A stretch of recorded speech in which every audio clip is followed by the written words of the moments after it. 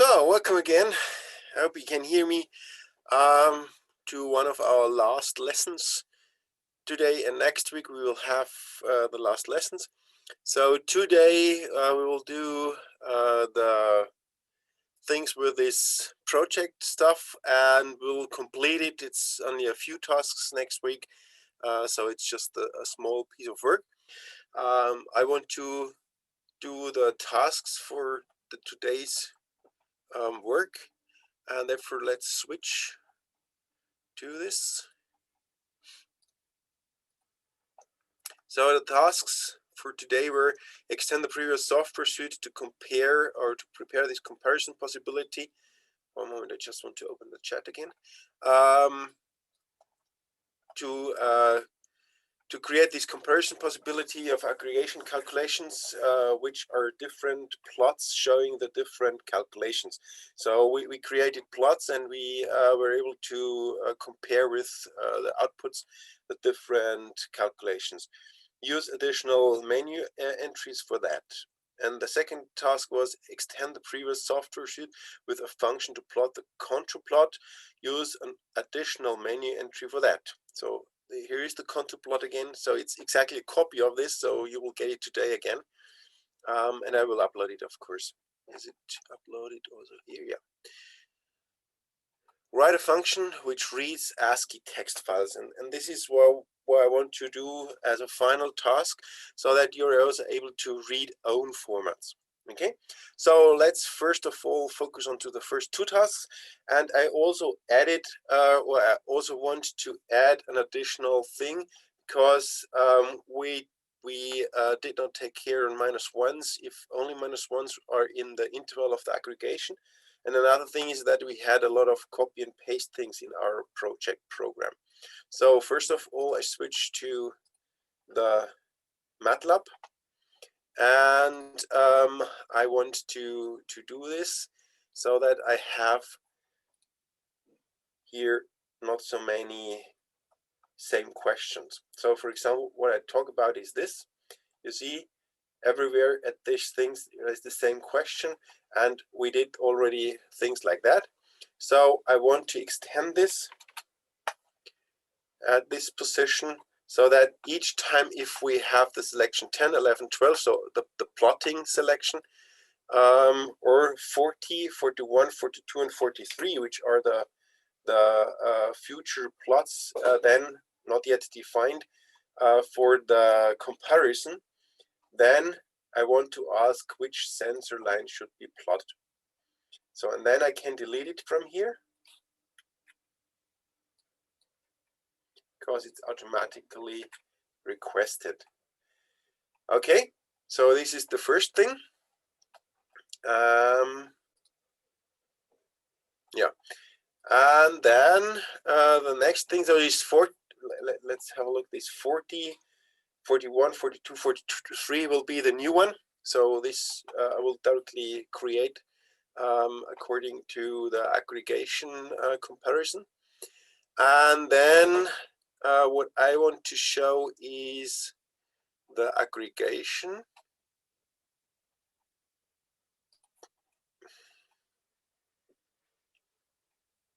So if I scroll down to the aggregation, it's this. If you watch this, I zoom out or zoom in.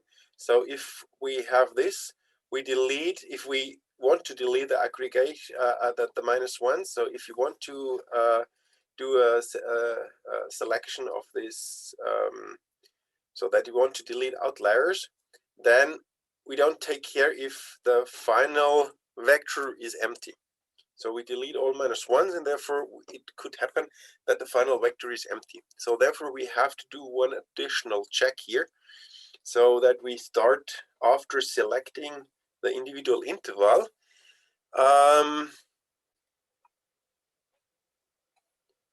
Yeah, after selecting the individual interval, we do a check of the content if, for example, it contains errors like -1. So errors are minus values, so minus speed, and therefore we can check it in a simple way. we can, for example, find all positions where we have a minus value. So in this way, we do make a little bit more gap here so that you see it a little bit better. So find in participating vector lower than 0. And if the length of this is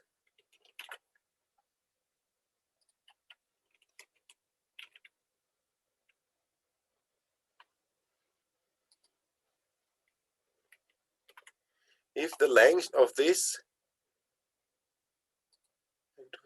minimum is the complete length of the interval. So this is the interval length minimum. Just have to check because I have a lot of windows open so that I have the things available. So if I find only minus ones or minus values, so if the length is complete the length of the interval, then we have to do this exception behavior. And this exception behavior is that we set the mean value to -1. So we don't calculate. So we don't do this calculation here. And we write our warning. So a similar warning which we had also last time. So that we know, okay, they're only -1s. And then we do a else. And if we don't have only -1s, then we do the things which we already have. So we delete the elements. And I do the indenting again so that it's correct.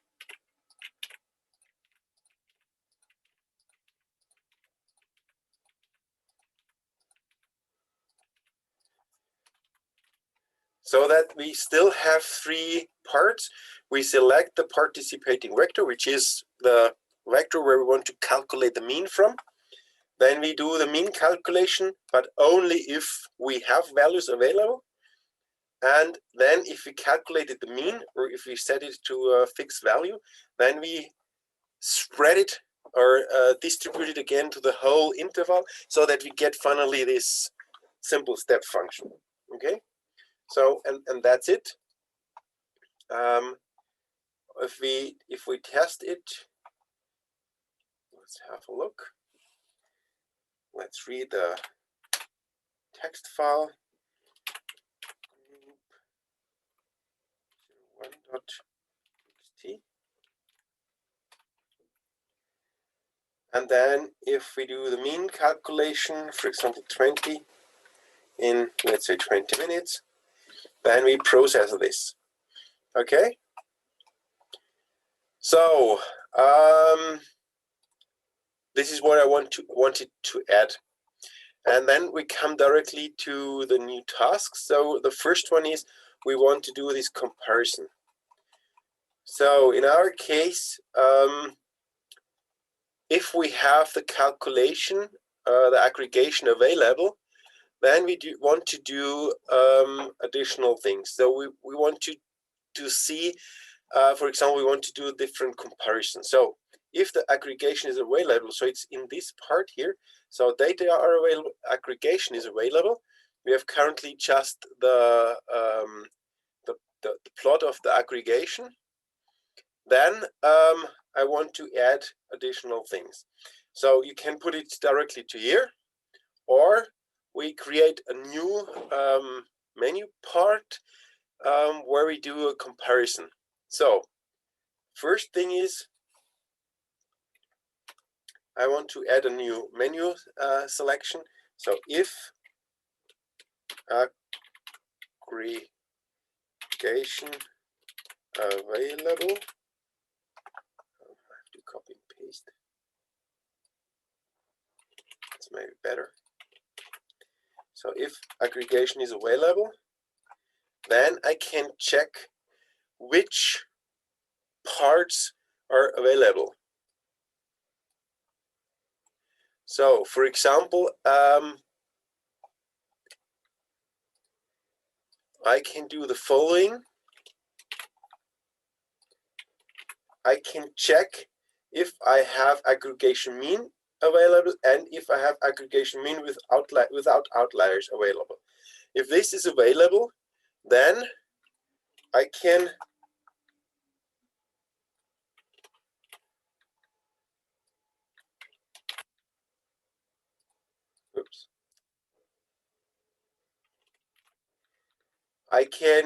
display a new menu,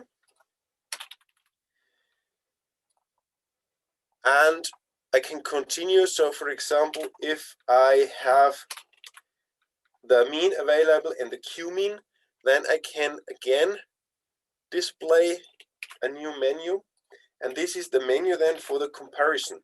So in this case, for example, 40 is compare mean without outliers, compare mean with Q mean. The next one, so I will create 4 different comparison possibilities,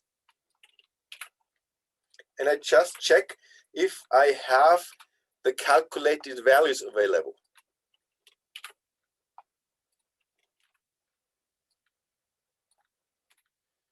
Because I scroll down, what we did here in the menu, we always have the last calculation aggregation kilometers per hour, and then we stored it, always the individual parts here, in separate values. And if these values, the size of these values is filled, so if we have data available, then of course we can check here which comparisons are possible. And the last one is if all are available, that we can compare all with all. So I just do this, and I write a new menu item,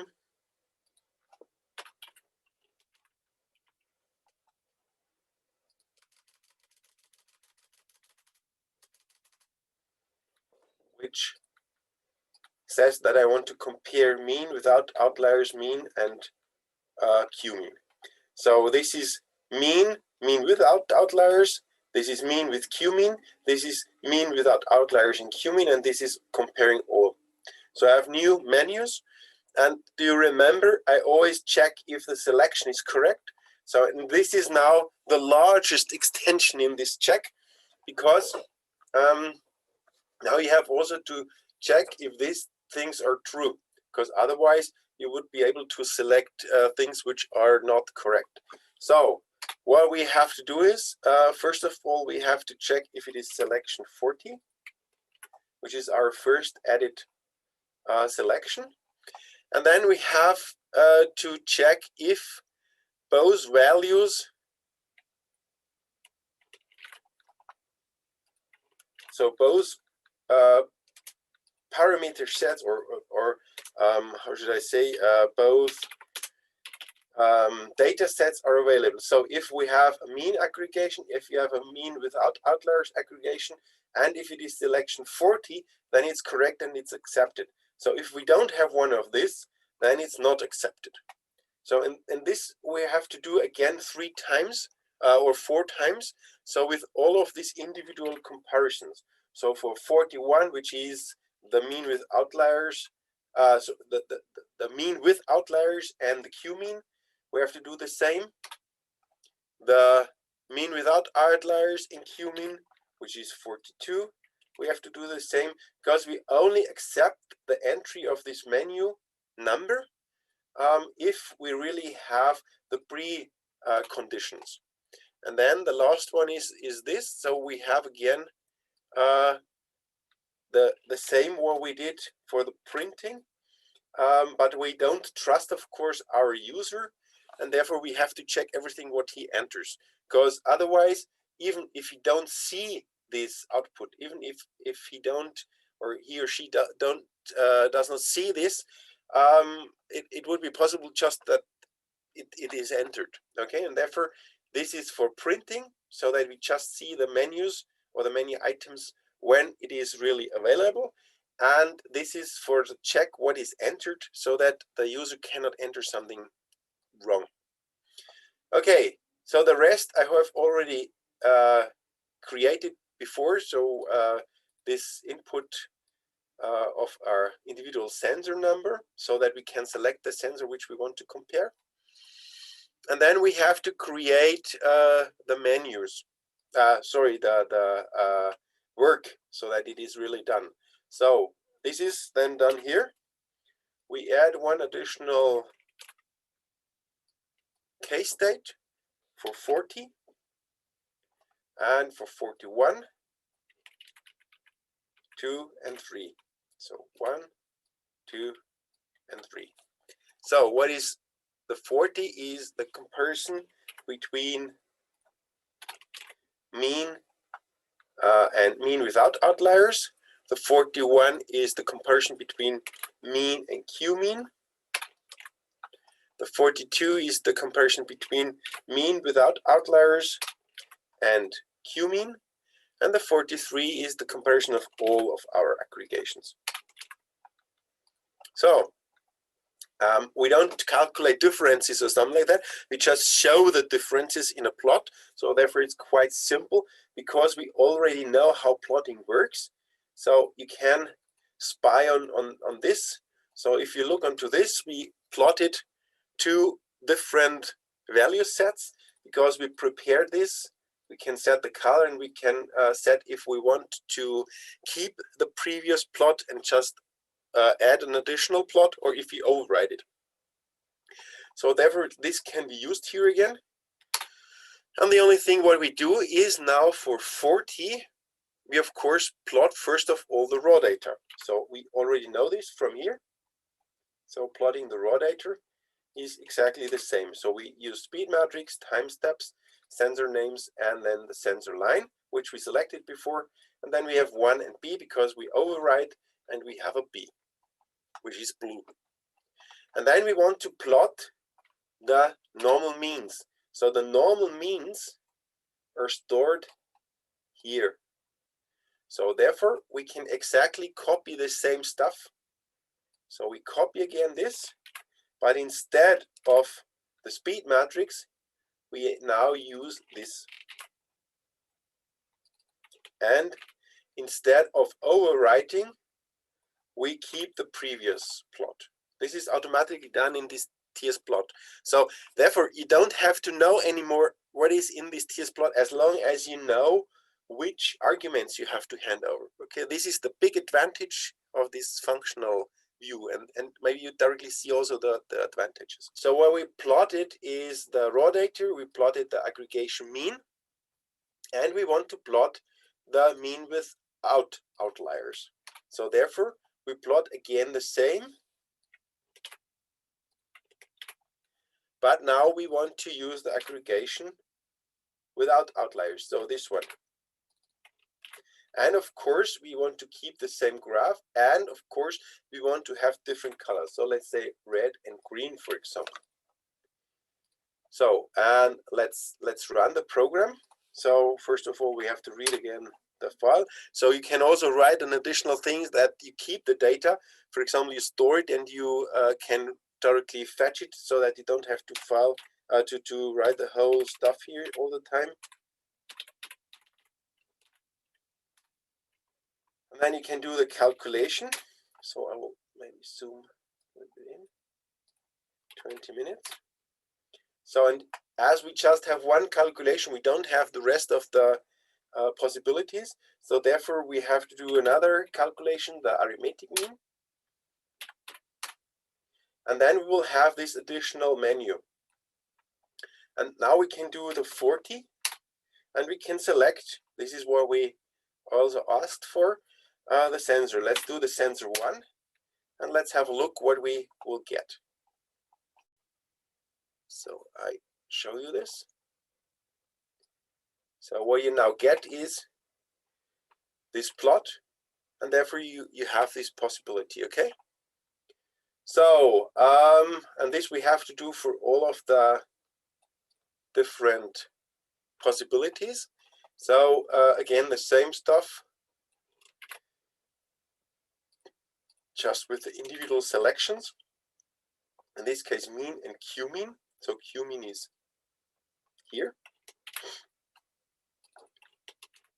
And of course we want to keep the same colors, so therefore I change this to yellow, for example.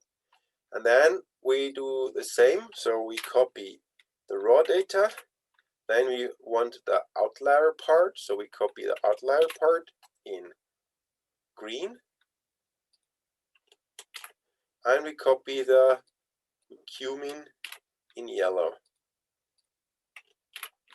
Okay, and the same again, so we do all of this here if we compare all of the aggregations.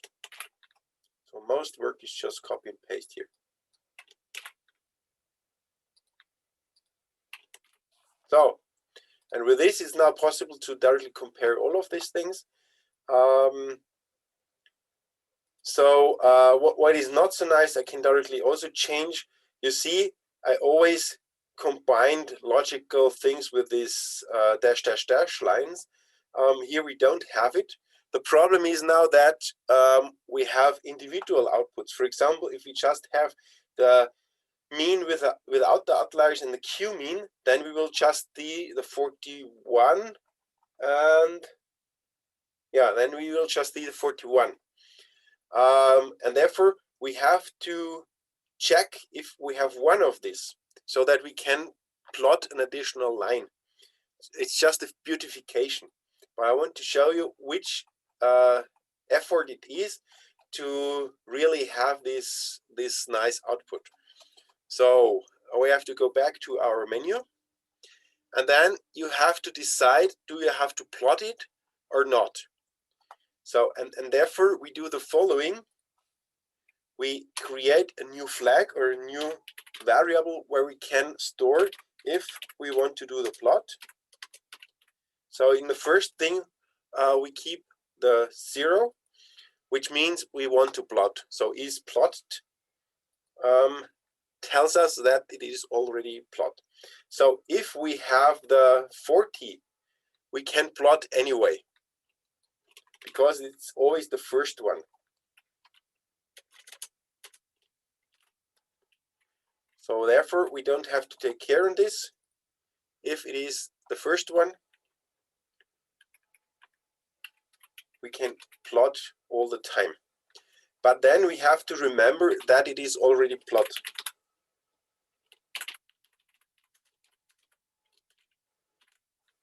Okay?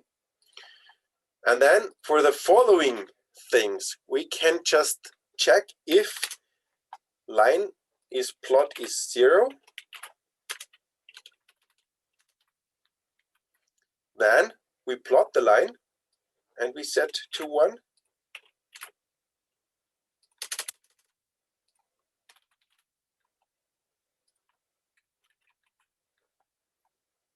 And this we do at each position. So always the first one, which is possible, will also plot a line if the line is not yet plot. And this additional overhead is just necessary that we get an additional line according to our individual optional sequence of let's say menu blocks. Okay, so let's test if I have no, I'm sorry, if I have no typo, then it should work.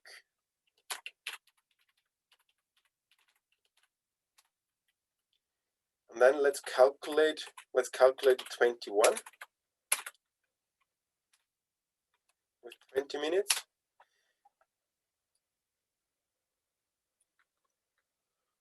And let's calculate the 22 with 20 minutes. We always need 2 parts so that we get now the 42. And you see now that we have this additional line, and it depends on what is available. So if we also calculate now the 20 with 20 minutes, then we'll see the whole menu here. But we will just have one line. And this selection that we have just one line ahead of all of our 40 plus menu items is done with this selection. So all of these things must be added in addition. So all of these, let's say, beautification things must be added with additional program code. So it does not have additional value to the program itself because it does nothing for the calculation, but it is a helpful mechanism to guide your user through the program. Okay. In the graphical user interfaces, it's the same. So if you add additional buttons, you have to do the same. So you have to check which button you have to add, and if you have a box around, you have to check if this box is available. What we can do now is we can directly check if the comparison of all three aggregations work. So let's do this, and we again check the sensor 1, and what we will get then is this. So what you see is now the comparison of all three different outputs. So this is the task 1. The principle is always the same. You add an additional output for the menu. This output is just activated according to a special flag or memory variable, which is set if a special step is reached. So this is so-called state machine. So if a special state is reached, then you can do the next one. And you not only trust in your user, you always check the inputs which you get. So therefore you have to write the menu in the according way, and then you have to check the input in the according way. And then you have to do the individual job, which you do in this switch case part here. So each additional functionality you add as an additional switch case part. Okay, we directly come to the contour plot, and this is again just a copy and paste thing. So let's start with a new function.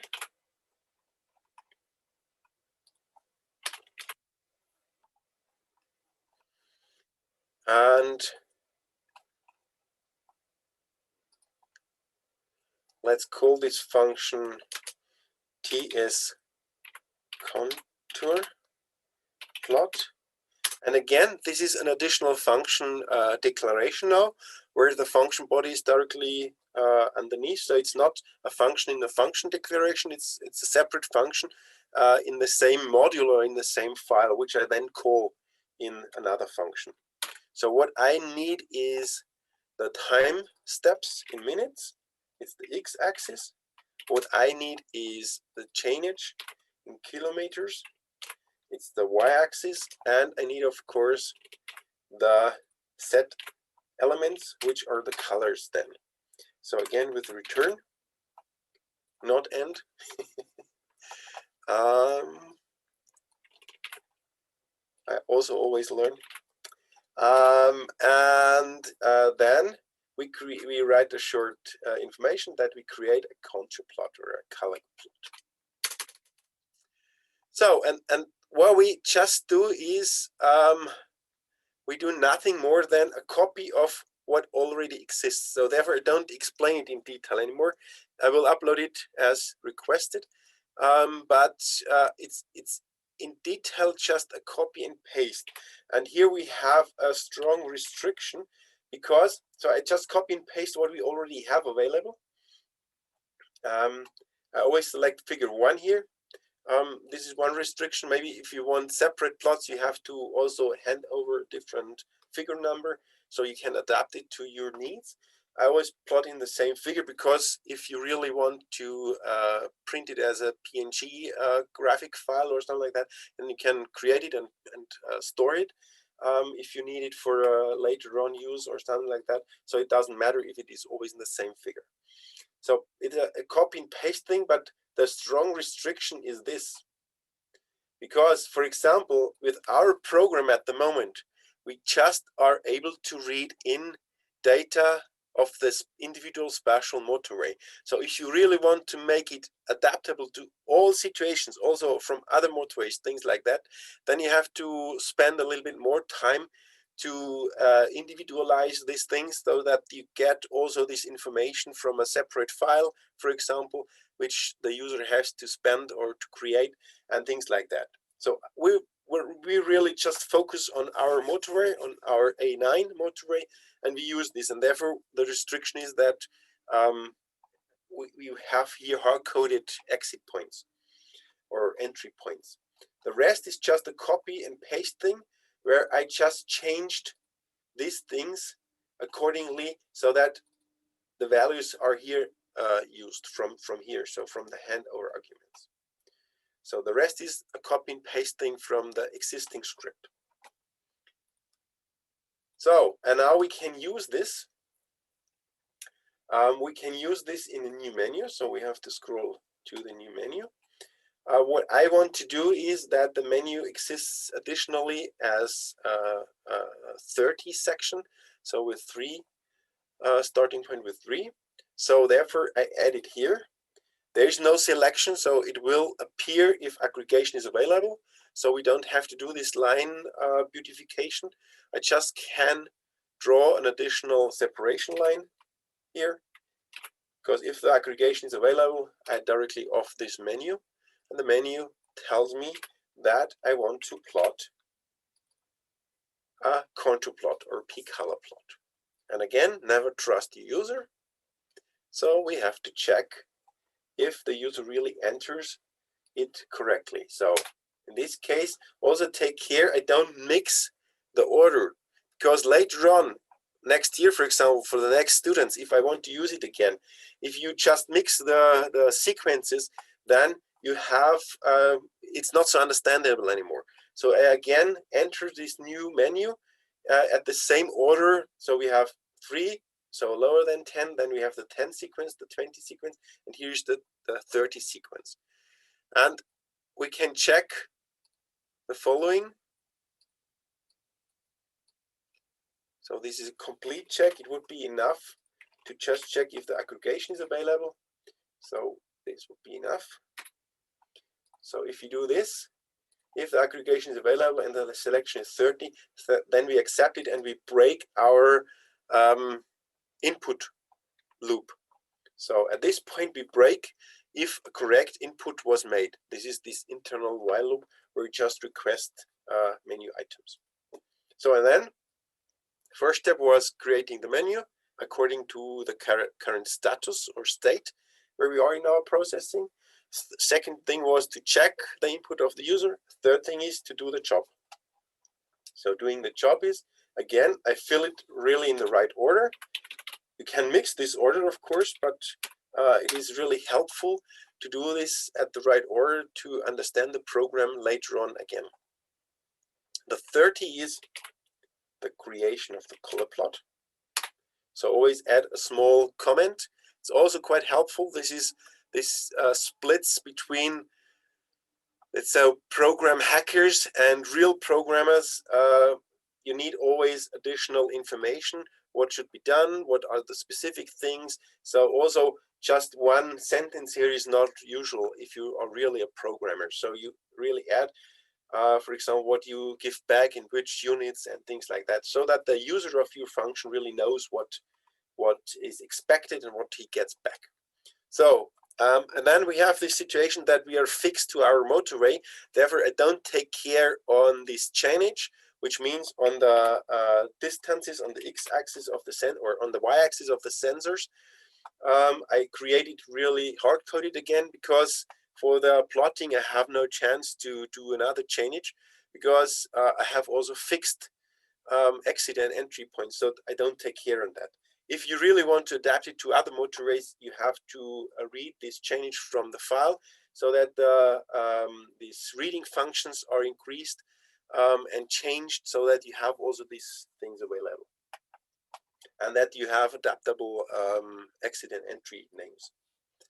And then we just call the function. So the function is ts contour plot, and then we have time steps, which we got from the reading functions. Then we have chainage, which we created here hard-coded. Chainage and we have the mean values. And now it's up to you if you want to do additional selections. For example, you can make, for example, 30, 31, 32, 34, and you can adapt it individually to the aggregations which you have available. So, for example, you can say that 30 is the aggregation with the normal arithmetic mean, 31 is the aggregation without the outliers, if it is available, so if you did the calculation step, and 32 is the aggregation with the Q-mean, if it is available. So it's up to you. What I do, I always use the last one which I calculated. If you remember, in this aggregation calculation here, I just have it available, and in this way, and I have the step function and I have the separate mean values available. Okay, here, these are the mean values. And I use now these mean values. So the last one which was calculated, I use for my contour plot. And you see now, Matlab directly helps you to show which things are not yet used in your function. So as I entered it now, I got the information that this is now also used. If you want to select, so as I said, with 31, 32, and so on, then you have to store the individual separated function, or you extract it again here, from here with this selection mechanism which we used to extract the individual mean values. So only one mean value for one interval. And with this, we have now everything available. So therefore, it's always quite good if you write, first of all, a small script where you test your things, like what we did here. So the scripting part is always the prototyping step. But the real use then, or the real programming step, is then that you convert it to a real functional program style. If you directly use the functional program style, it's also possible. In Matlab, I don't like it too much because you don't see the workspace values. Therefore, you have to deal with these debugging mechanisms here. But it's also, if you are able to do directly the programming in functions, it's also a helpful thing. In most cases, it's quite helpful, the interactive mode and then the script mode, so that you can play a little bit with problems and situations and scenarios, and then you convert it to a real functional mechanism. So with this, it should work. So let's test it, if I have no typo, hopefully. So let's read the data again. 01 txt. And then we calculate the aggregation. Let's calculate the aggregation Q-weighted mean with, let's say, 100.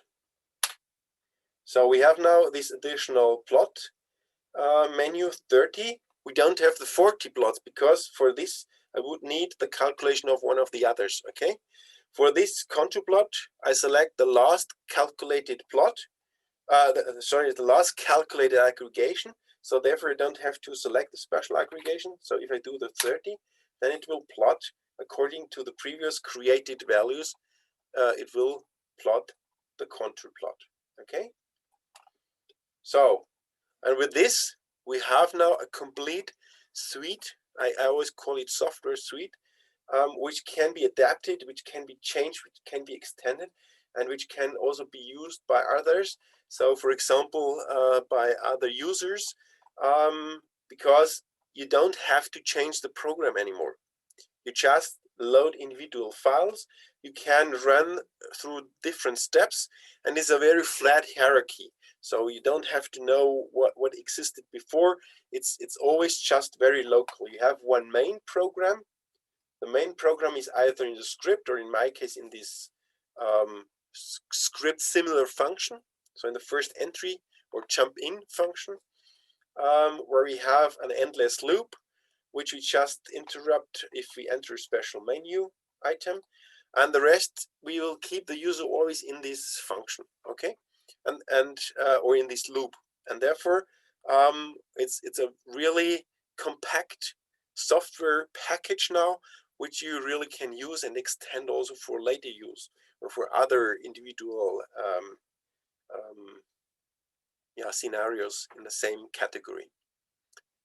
And what you should learn from this is the difference between this, let's say, sitting down and just hacking what you need, and planning software. So usually if I start with software, I directly split it into these pieces so that I know I need this function, and this function, and I directly start with the main program and program the functions, so that I directly get into these things. And each time if I have a real copy and paste, not like here that I copied from a script, from prototype script into a real function. So if each time if I have a real redundant information, it tells me that something is wrong. In this case, that if I have to do some changes, I have to do the changes on different positions. So avoid these redundancies, always have code in a unique way, okay? And therefore, this is the difference from the programming designer or architect to let's say, pure programmer or hacker, okay? Now, in principle, there's one design rule, for example, for professional programs, that you should keep the function as small as possible, because usually what you do is you write test code for your functions. So it's not that how we do it here, that we write the function and then we test it with a few things and then it's finished. We usually, you write first of all a test for your function, so you expect things what should be correct and things what should not be correct. So you write a function test code around, and then you start with a function, and then you feed the function into your test code, and then you run all of the limits, for example, or also inputs which are not allowed, things like that, so exceptions, so that you test and stress your program. And therefore it's always much better if you reduce the function to a minimum, because then you have a small piece of code which you easily can test, and you have not so many possibilities, okay? So therefore it's not wrong if you have small functions and a lot of small functions. The problem in Matlab is just that you have it in different files then, and that it's then not so readable anymore. Okay, this is a little bit what I don't like in Matlab too much. In other programming languages, much better. So in other program, you have always modules where you have logical combinations of functions. And the third task is we want to extend now the functionality. If you remember, for example, that we used a very, very elementary loading function for text files with a lot of constraints and assumptions. So therefore we had to prepare the data manually and things like that. So, and we want to change this because in any case you will come into a situation where you will get data, and the data are not arranged like a table, and that the file will have a special format. So you have a text file with a special format, and from there you have to read in data. So, and this is what we want to do in the last two lessons, so that you write an own, let's say, function which reads in text and of a special format. And therefore, what we first of all do, we store the text file or the Excel file in a text file, but we don't delete the first two lines. So we store it as it is, as a tab or tabulator separated structure, so that we have again in this case again a table structure, but we have it in with tab separated, and we have it as a complete text copy of the original Excel, and then we want to read it. So you should still see my Matlab program. So we directly use this stuff. So therefore, let's go to the reading functions. So again, this is a very helpful thing if you don't just add functions at any position where you want them to have. So always combine them to a logical combination. So for example, here are my reading functions, and therefore I add this additional function which belongs to the block of reading functions also here. So when I do this in this way, that I add a new reading function, and I want to call it function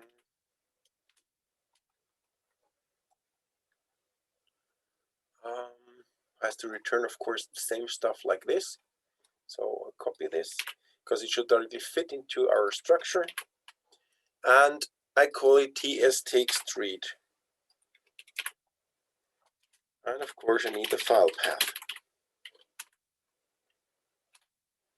So return. And this reads raw data from file path using low level file functions. Okay. So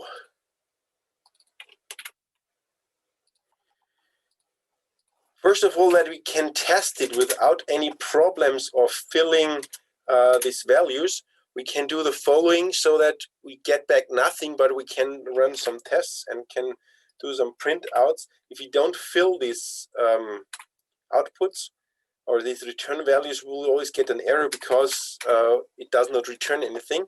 So therefore, we fill it with empty parts until we have the data available, and then we'll change this. So it helps us that we can test the function individually. So what do we do? First of all, we write what we do. So that user knows what we do. We read the text data with fgets.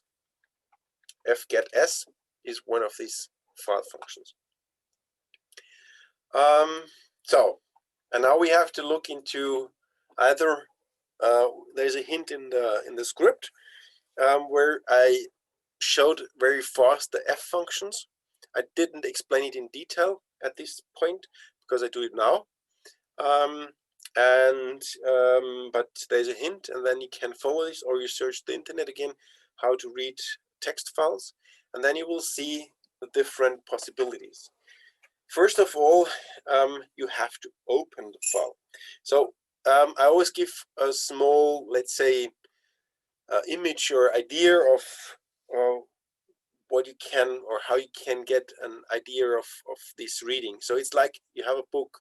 You take the book, you open the book, and then you have a finger which points to the first position of the book, of the first page, first letter, first character, and you have a finger which points to that. This finger, this individual finger, is a finger which is exactly a connector to this position in the book. Okay? So it's like a bookmark, this finger which you put into this book. And the same is here. If you open the file, use fopen, and then use file path. In this fopen, you can decide if you want to open it for reading, writing, or something like that. So in my case, if you don't define it, I have it open, I guess for default is reading or reading and writing, I don't remember. But you just open it, and then you get back this finger. So in this idea. So in this case, it's called an ID for the file, or you often read a file descriptor, file ID, file pointer, something like that. So it's a pointer. So just remember the finger which points, if you open it, which points exactly to the first position. If you open it, you have to close the book again, okay? So therefore, of course, the last part is close this again. So you don't have to tell the file path again, because now you have this finger and you directly can identify this book where you want to read from. So the file, the position, and you can directly close this. So therefore use, from this point on, you always use this file ID or file descriptor for the further use. So, and then you have the situation that maybe the book is not available. So this file is not available, or it's not possible to open it because you don't have the user rights. Therefore, you have to check if it is possible to open it. So if FID is lower than 0, because FID has a special structure. It's nothing more than a number. The operating system offers you a set of numbers, and these numbers are used for all of these operations, like sending strings or streams to the internet, or which is called socket operation, or for example a file operation. You always get an individual number, and you have 65,000 something numbers or more, which are possible. So at the same time you can open this number of files, and then you have an individual number, and therefore if you have a normal integer number, then it's an open file, so it's this finger, remember, pointing to the book page. Or if the file ID is lower than 0, then it returns an error. Remember, sensors, we had the same situation. A sensor which returned a minus number told us, okay, there's something wrong, and the same is here. So if the FID, the file ID, is lower than 0, then you have an error. In this case, you can write a warning again, because we don't want to interrupt, of course, our program. Because if you write error, then it will stop the program. But in this case, we don't want to process, we don't want to change the things, we just want to stop and return. So we write an error. In this case, for example, that we have an error situation, file bus could not be opened, and we directly return. And this is the situation where you use another return statement in the function. End. So, and now we can do the following, or you can also write an else here. Because of this return here, you can use the end, because it will not continue if you jump into this part. If you don't use this return, you can write an else, because then it is only done, the rest is only done if a file was opened. So what we have to do in the else part is that we have to read now the file. And again, this image of a book. So you have lines of text, and what you do is you follow this line of text with your finger. And each time if you have an end, if you end up at the line end, then you go to the next line with the finger, so you have a carriage return line feed. So you continue with this and you follow the whole thing. In a book you have pages, so you switch the page. Here in the file you don't have these pages, you just follow continuous text. So and this can also, there are functions which help you to read always one complete line. There are again different possibilities to do that, to read a file, but I use this fget_s function, which directly gets one complete line, as it is, also with a carriage return and line feed. So what I do is, I first of all read the first line.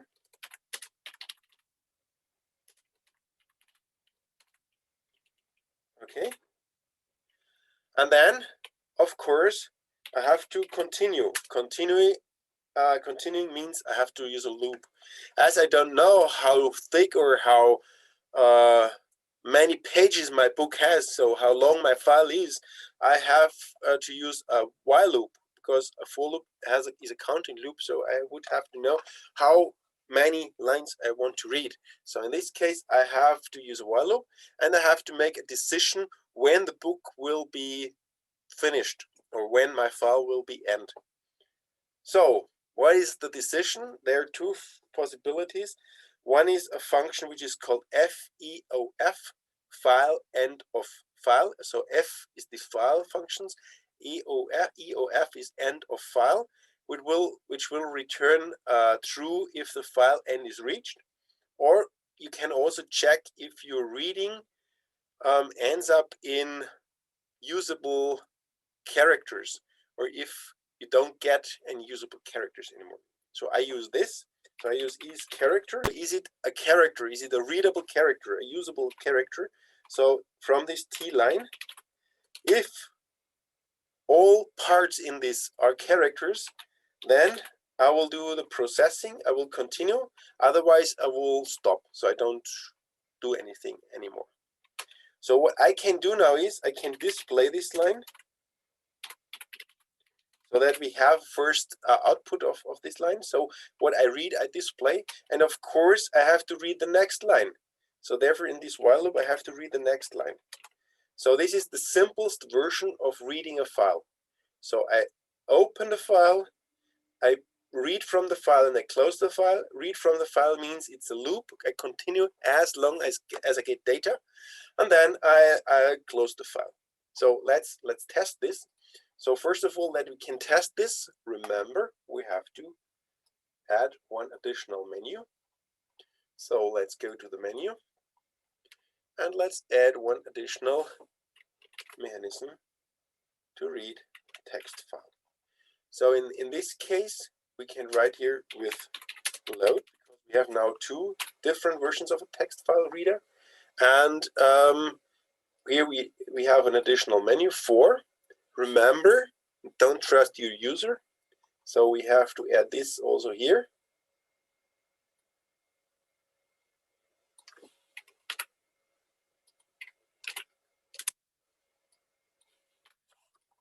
Each time when we start the program, we can read a new version.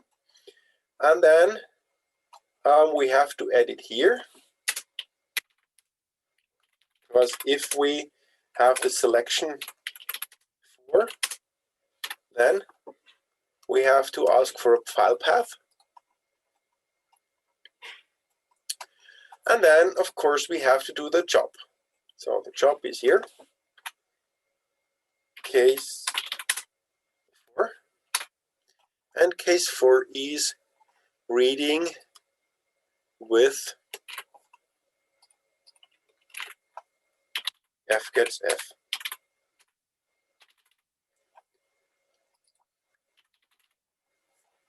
Okay, so what do we do? Exactly the same. So this is again a hint.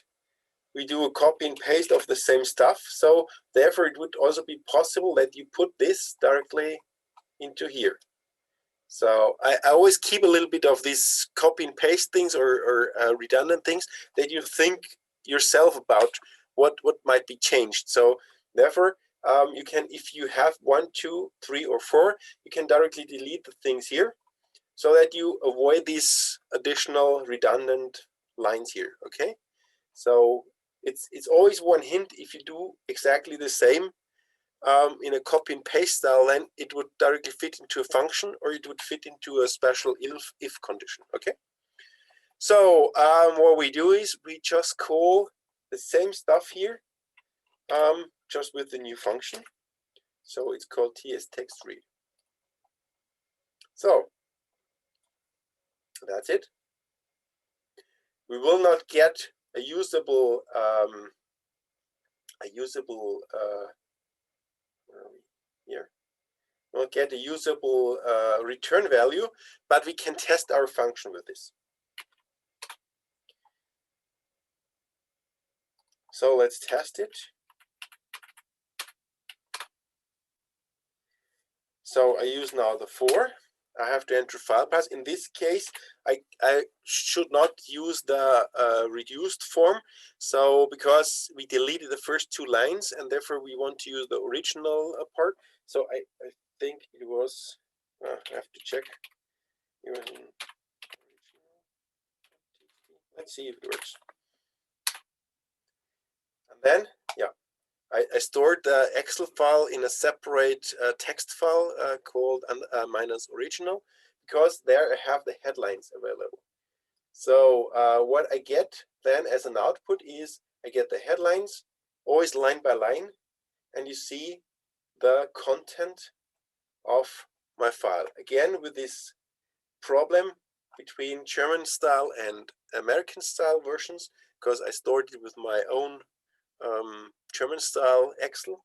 So therefore I have to think about this later on as well. So it's always good if you directly print out the content so that you see special behaviors or special things. But what you see is we open the file, we read each line, we display each line, and then we close the file. So we did not extract anything from here. So let's continue with this extraction parts. So first of all, what I want to do is I want to clean up. So let's do this. I want to clean up this American-German problem. So I want to convert this into a dot version. So what do? I know in our special format that we have 2 headlines. So therefore, that I'm able to select an individual line, I have to count the lines. So in this case, I start with a line count 1, and then I have to count the lines. So each time if I read a new line, I add a new 1. So I add 1 to the line count so that I know which line I currently read. And then I can decide which line I want to select. So what I want to do, I want to fix this problem. So how can I fix this problem? First of all, I give a short info that I do here, the cleanup of the German and English numbers. And I just have to do this starting from line 3 on, because the first 2 lines are headlines with just text. And then how can I change this? So what do I have to do? I have to change each comma into a dot. So there are different possibilities. The simplest one is if you use find and you equal to comma, and you get back the indexes, and you then use these indexes for an additional, let's say, assignment where you set the dot. So use find in these braces in the index selector, then you will get back the indexes according to the condition. In our case, is it equal to comma? And then you replace it, all of these indexes with a dot. So you have just one command line. What I want to show you is now another version. So the not so much Matlab style, it's more or less the usual programming style where you use a for loop. It's also not so effective, but that you see, because this version is always possible. So this version you can always find yourself. So what I do is I use the line. So this is what I read.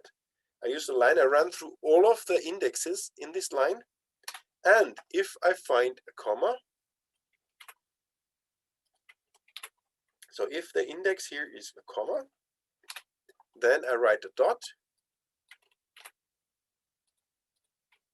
Otherwise, I keep it as it is. So I just write a dot if I find a comma. So let's run this again.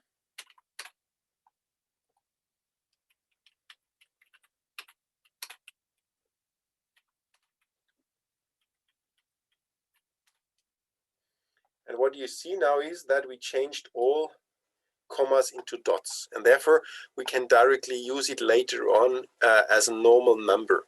So we don't have to take care on that we have separated columns and things like that, okay? So this is what you have to do, because we have now this knowledge, and this is always the difficulty, that if you just see your own environment, you don't come to this idea that there might be a problem. And they're the most things. The assumptions are always the starting point of the problems. In this case, as many raw data situations you have, or raw data scenarios you have, as better, because then you directly see if there are errors or things like that. So in my case, we have this knowledge that it is directly available. So we fixed all of these things. So what we now have to do is we have to split now this sequence, so this string, into its pieces. And there we have a helpful thing, because we know that in between here is a tabulator, so a tab. And therefore we can use a function which splits strings into its pieces. So from now on we don't need this anymore. So let's copy it to here. And let's comment out, because we don't want to see what is read. We now want to process these things. And the first thing is that we want to split each single individual line into pieces. So therefore we create a new now vector where we use a function string split, which uses t line, so the red line, and then it uses a delimiter. A delimiter is a character or a character sequence. If it is found, then there's a break. So it breaks up the line into pieces. In our case, we have a tabulator, and there you have to know that a tabulator is represented with a \t. The same like a new line is represented as a \n, carriage return line feed, \r, I guess, things like that. So this is what you have to know. You will find hints on the help pages. And then you can also give additional informations. You can collapse delimiters false so that, for example, if you have empty elements, that these things are then deleted or that it is handled in a special way. So in this case, I add collapse delimiter false to this. So you always have to check the possibilities of each individual function, and then you have to tell what is the content. And then what I do is you get back a cell matrix. And what I do is I will create a raw data. Remember what XLS read does. It creates a raw data, a text data, and a num data section. And I want to do the same. So I create a raw data section, and I just use the existing raw data and I add the rest. So that I can do this, I have to create, of course, these things at the beginning. So I do it here before I start with the reading loop. I do the creation so that I have an empty matrix available, which I can always continuously extend. So one for the raw data, one for the text data, one for the num data, comparable to XLS read. Why I do here false? So if you don't do a true, then these delimiters will be collapsed. This is also the standard behavior, the default behavior. If I do a false here, then the collapse will not happen because I always create a matrix. So I always extend it. So I add a new line to the existing matrix, and therefore the number of elements, so the size, number of columns must be the same. If I would do an automatic collapse, I would have different sizes. The first one is just with headlines, with the sensor names, where you have just 19 elements, has more, okay? And therefore I do a false here. Okay, so with this, I create a raw data set. It's a cell matrix with raw data.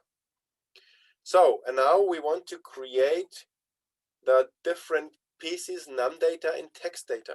So in text data, we just want the headlines, and in num data, we just want the number data. So let's start with the headlines, because this is the easiest thing, because we know the first two lines are headlines.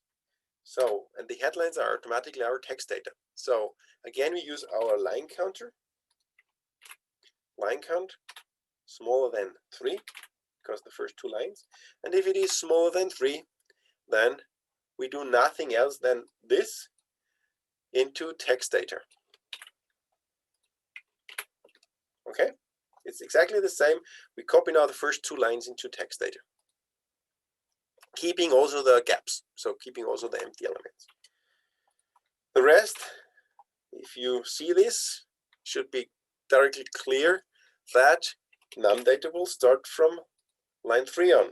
So if it is 3 or greater, then we have the num data. So, and from num data, we have to do additional things. So we have to do now additional possibilities. Because now we don't want these collapse things, and we want to convert it directly into numbers. So therefore, I do the following, which is not so, let's say, speedy. It's not so fast, but I do it because that you directly see that I do something different. You can also use directly the lines which you already read here, which you split, and then delete empty lines or things like that, or work with this. I just do it additionally that you see, okay, there's, I do a separate part. So it's exactly the same like here, you see, I just copied into another version. This is what is not really, let's say, nice, what is not a speedy thing, therefore it slows down the whole stuff. but it is helpful maybe for the understanding. So I take the values, I split it without the collapse delimiter. I use the standard behavior so that empty columns are directly deleted. Then I create a vector with zeros, which I fill up with a raw data. So I fill it with zeros with the same size like values. So it's just where I keep my numbers. And then I directly take the first column and I have a look into values 1, 1. So values is I split into pieces. So I have now, this is the first cell, this is the second cell, the third cell, and so on. And now I take the first cell, and again, this is a text. So I again use a delimiter. This delimiter is the colon, and this colon splits this into two pieces, into the hour part and into the minute part. So what I do is now I split into these two pieces so that I get a separate time string. And now what do I have to do? I have to convert this into a continuous number. So therefore, I can multiply this one with 60. I can multiply this with a fraction of a minute, so that I get a sequence, a continuous sequence of fractional numbers. So what I do is I set the first value in my num data, and I take the first part, it's the hour part, I convert this to a number, and I multiply it with 60 so that I get the minutes. And then I add the rest, which I again convert, from the second element. So I use string, I convert it.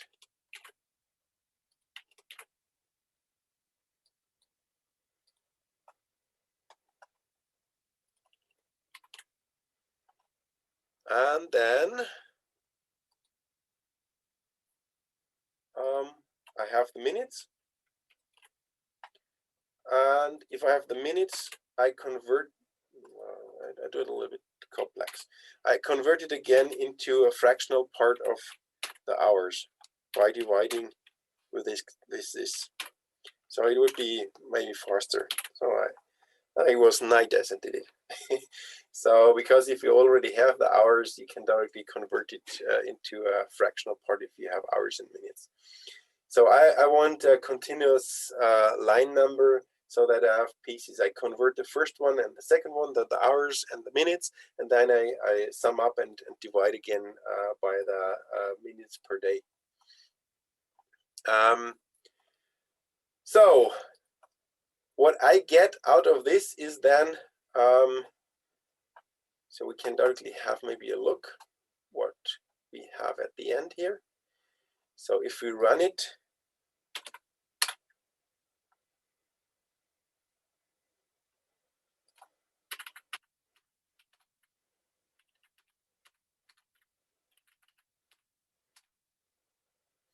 now it stops at this position. So it reads all of this stuff and it stops at this position. And we don't see the workspace. Normally you should see the workspace here. Maybe we have to do the close.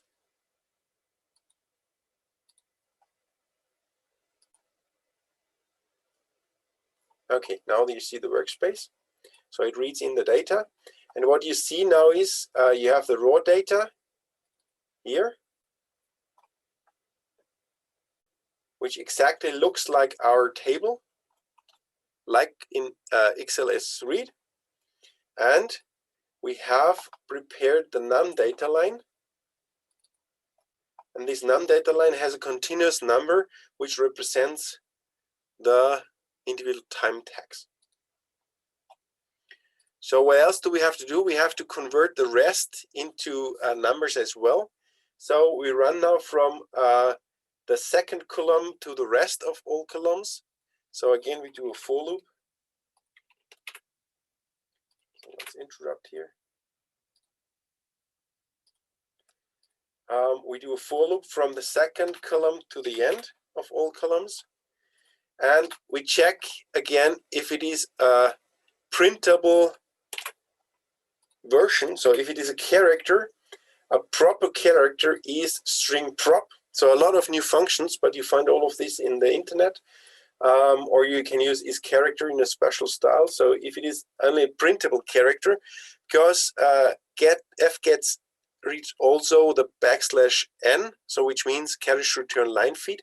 So the new line functions, and this is also character. So with this, I check if it is a printable character or a visible character, A, B, C, D, E, F, G, a number, and things like that. And if it is a printable character, I do nothing else than what I did here. I set the individual number position with the converted value from the cell matrix where you string to num, and I convert it into a number, and then I store it.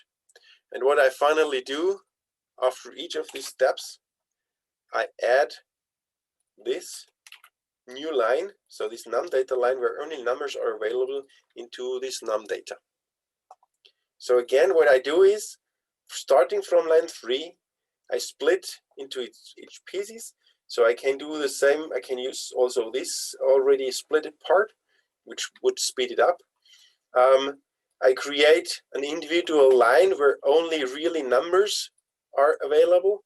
I convert the time part into a continuous fractional number, and then I convert the rest into a number, because I don't have to take care of commas anymore on this German version, which I deleted before. I just can use the existing representation with the dot representation to convert into numbers. And if I created one complete line with numbers, so one complete line with numbers, this one, then I can add it to the other parts. And these parts cost time. So if you manipulate it so that you directly create a beginning complete sequence of the matrix, so that you know how many data you have to read or things like that, then you can speed up. If you don't do things twice, for example, if you improve things here, you can do this.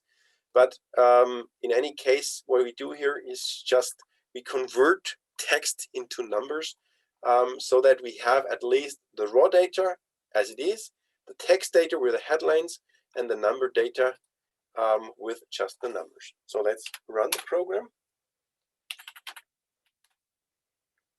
And it will last a long time because it does all of these conversions, and some of these conversions several times, okay? So we can improve this later. Have I set this? We can stop this so that we continue the reading.